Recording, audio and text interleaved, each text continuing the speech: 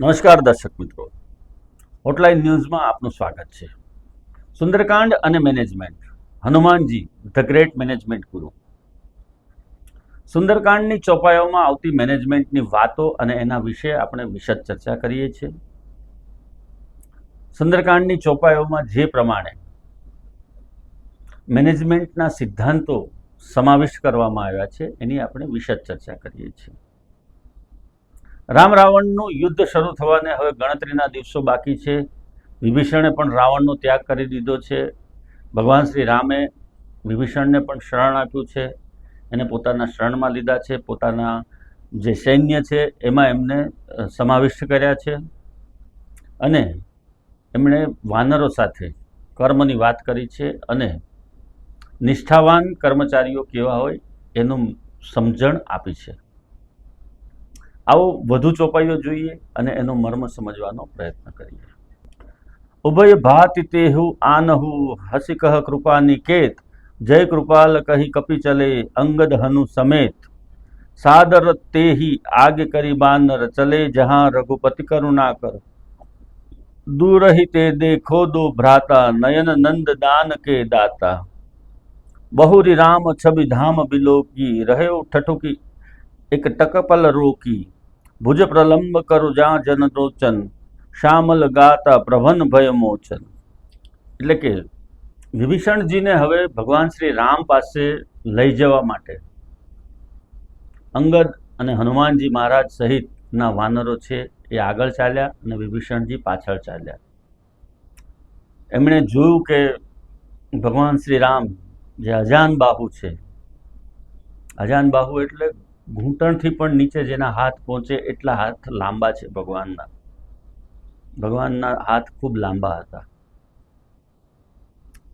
એમને દૂરથી જોયા વિભીષણજીએ કે બંને ભાઈઓ બેઠા છે અને આજુબાજુમાં જે વાનર મહારથીઓ છે, સેનાપતિઓ છે એ એમની સેવા કરી રહ્યા છે.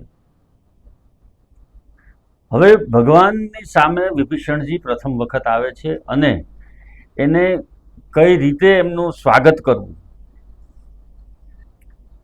એ વિચાર કરે છે ભગવાન. પરંતુ વિભીષણજી અનિમેષ થઈ ગયા છે. અનિમેષ થવું એટલે આંખનું મટકું પણ ન મારવું. ઈશ્વરને આપણે અનિમેષ કહીએ છીએ, આંખ પલક નથી મારતા. એ લોકોનું ઈશ્વર જે છે એ પલક ઝપકાવતા નથી, એટલે એને અનિમેષ કહેવામાં આવે છે. એટલે વિભીષણજીની હાલત પણ કંઈક રામના દર્શન પછી આવી થઈ ગઈ. એમની આંખો ખુલ્લી રહી ગઈ. રામનું તેજ જોઈ, એમના અજાન બાહુ જોઈ અને એમની આંખો ખુલ્લી જ રહી ગઈ.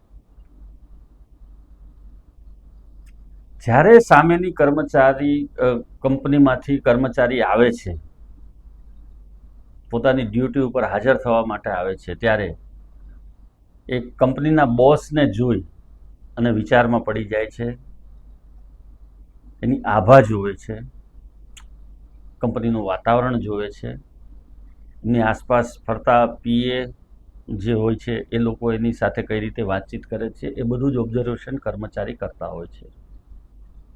આવા સમયની અંદર કર્મચારી જે છે એની આંખો ખુલ્લી રહી જાય છે અને એ વિચારમગ્ન બની જાય છે. વિચારમગ્ન બની અને કંપની અને કંપનીના બોસની આભા કેવી છે એનાથી પ્રભાવિત થાય છે. જ્યારે પહેલી વખત કંપનીના કોઈ બોસ કે સીઈઓને કોઈ પણ વ્યક્તિ મળે છે ત્યારે એ જે કંપનીના બોસ કે સીઈઓ હોય છે એ ખૂબ બુદ્ધિજીવી માણસો હોય છે અને એ લોકો વ્યક્તિને જોઈ અને એની બોડી લેંગ્વેજ ઉપરથી એને ખ્યાલ આવી જતો હોય છે કે આ વ્યક્તિમાં કેટલી કુનેહ છે, કેટલી આવડત છે, એનામાં કેટલા ગટ્સ છે, કેટલું કામ કરી શકશે. એ બધું જ ઓબ્ઝર્વેશન એક નજરમાં થઈ જતું હોય છે. તમે જ્યારે ચાલીને કોઈ પણ કંપનીની અંદર જતા હો, બોસની ઓફિસમાં જાઓ, તમે ઊભા રહો, એમની સાથે વાતચીત કરો તો તમારી વાતચીત કરવાની ઢબથી માંડી અને તમારી બોડી લેંગ્વેજ એ બધી જ બાબતોનો ખ્યાલ એ લોકોને આવી જતો હોય છે. તમારું કોન્ફિડન્સ લેવલ કેટલું છે એ પણ એમને ખ્યાલ આવતો હોય છે. એટલે તમામ સ્તરે તમે જુઓ તો તમારી ઉપર સતત એક નજર હોય છે. અહીંયાની વાત તો અલગ છે આપણે, બાકી ખાસ કરીને યુકેની અંદર ઓરા સાયન્સ વિકસાવવામાં આવ્યું છે અને ત્યાં એ લોકો વ્યક્તિના ઓરા કેટલા પવિત્ર છે એના આધારે કર્મચારીઓને પસંદગી કરતા હોય છે. ઓરા સાયન્સ આખી અલગ વસ્તુ છે. એ તમારા વાઇબ્રેશન કેવા છે એ પણ પકડીને બતાવે છે અને કમ્પ્યુટર ઉપર તમારો ફોટો, તાજેતરનો જ ફોટો હોય અથવા તો જૂનો ફોટો હોય એ પણ નાખી અને તમારા ઓરા ચેક કરી શકે છે.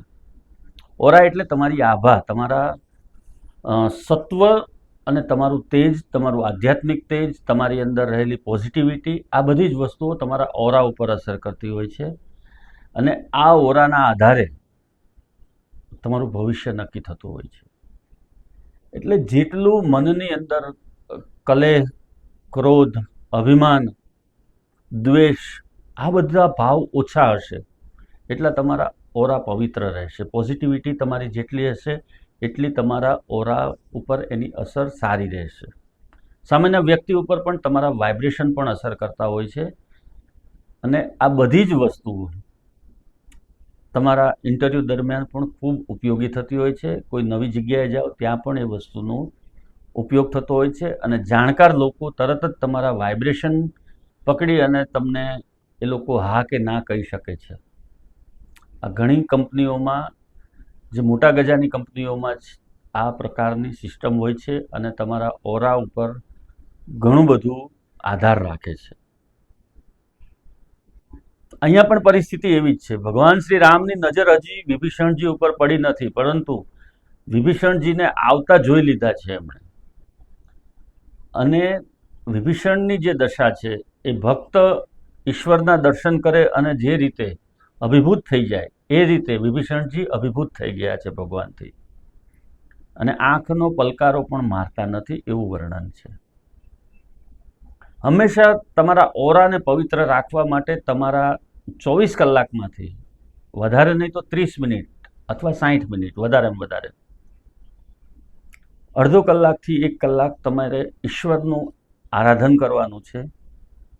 તમે જે કોઈ દેવમાં માનતા હો, જે દેવતામાં માનતા હો, એ ઈશ્વરનું આરાધના 24 કલાકમાં અડધો કલાકથી 1 કલાક કરશો તો તમારા ઓરા પવિત્ર થશે, તમારું મન એટલો સમય સ્થિર થશે અને સ્થિર મનમાં આવતા વિચારો હંમેશા ઉત્તમ જ હોય છે. એટલે આધ્યાત્મની